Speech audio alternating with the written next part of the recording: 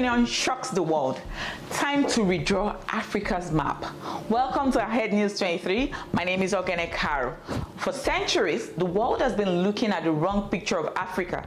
The map most of us grew up with shows Africa as smaller than it really is. Sometimes even same size as Greenland. But in the truth, Africa is enormous. You can fit United States, China, India, the entire Europe, Japan and UK inside Africa's border, and there will still be room.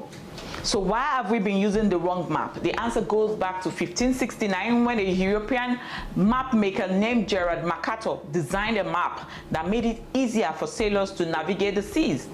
His design stretched and distorted the world, making countries in the north look bigger while countries near the equator, especially Africa, looked smaller. Over time, colonial power used this map and promoted it, reinforcing the idea that Africa was less important.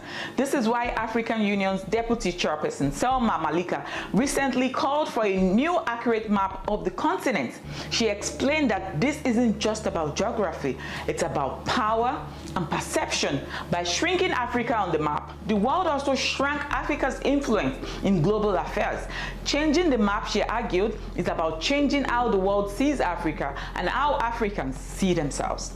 But distorted map are not the only unfair rules Africa faces today. Let's look at what happened this week. Mali. The progress versus the plots.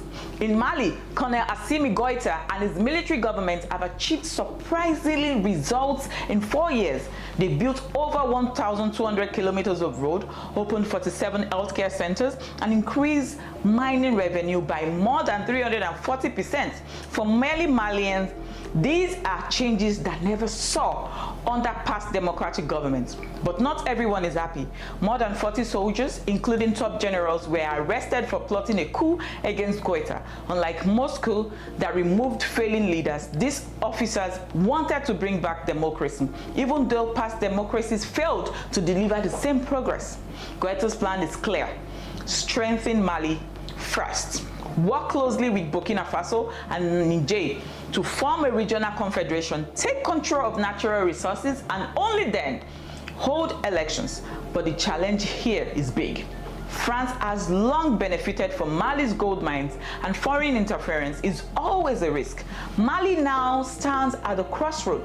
Can it maintain the sovereignty, or will pressure from inside and outside undo its gain? Let's look at Ivory Coast. Democracy or another kind of coup. In Ivory Coast, President Alassane Ouattara is making headlines again. At 83 years old, he announced he will run for a fourth term. But here is the twist. He changed the constitution to make it possible and disqualified his main opponents. Former President Laurent Gbagbo was banned because of past conviction, and opposition leaders Guillaume Soro was blocked due to dual nationality. The irony, Ouattara has always spoken against coup in other African countries, yet now he is accused of carrying out a constitutional coup of his own. Many protesters say changing the rules to stay in power is no different from seizing power with guns. Yet, ECOWAS and the African Union, quick to condemn military takeovers, have been silent on this issue. It raises the question, why the double standards? Let's look at Trump versus India. Double rules in global trade. The story of double standards does not stop in Africa. In August 2025, US President Donald Trump announced a 50% tariff on all Indian goods. He accused India of buying oil from Russia, claimed that this money was funding the war in Ukraine. But here is the catch. At the same time, the US itself was importing Russian palladium, uranium, and fertilizers. So while America allowed itself to trade with Russia, it punished India for doing something similar. India, however, did not back down. Instead of apologizing, it stood firm, calling the tariff unfair and refusing to negotiate under pressure. This move inspired more and other developing nations, showing them that standing up to powerful countries, it's possible, towards a new order. An old African proverb says, when spider webs unite, they can tie up a lion. For too long, African nations have acted alone like separate strands, fragile and easily broken. But when countries unite, speak with one voice, and demand fairness, even the most powerful countries must listen.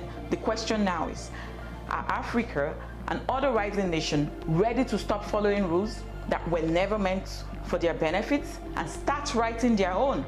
Thank you for watching Ahead News 23. I remain your host, Ogene Caro. And until next time, don't forget to like, share, and spread the word.